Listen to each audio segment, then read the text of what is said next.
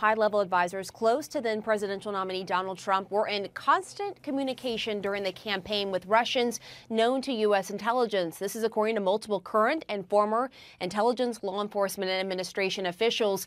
President-elect Trump and then President Barack Obama were both briefed on the details of these extensive communications between suspected Russian operatives and people associated with the Trump campaign and the Trump business. And as you'll recall, last month during that big briefing, according to U.S. officials familiar with this matter, and both the frequency of the communications during the summer, we're told, during early summer, and the proximity to Trump of those involved raised a red flag with U.S. intelligence and law enforcement. According to these officials, the communications were intercepted during routine intelligence collection targeting Russian officials and other Russian nationals known to U.S. intelligence. And among several senior Trump advisors regularly communicating with Russian nationals were then campaign manager Paul Manafort and then advisor Michael Flynn, according to law enforcement and intelligence officials we've been speaking with. Manafort, as you'll recall, joined the campaign in March, and then he was out mid-August. Flynn stayed on and resigned as Trump's national security advisor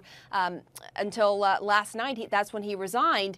And we should point out that we've reached out to both of them. Manafort, for one, has denied any communication with the Russians. We've repeatedly tried to reach out to Michael Flynn as well. We're awaiting response, but officials emphasized on that communications between campaign staff and representatives of foreign governments, they're not unusual. However, these communications stood out to investigators due to the frequency and the level of the Trump advisors involved.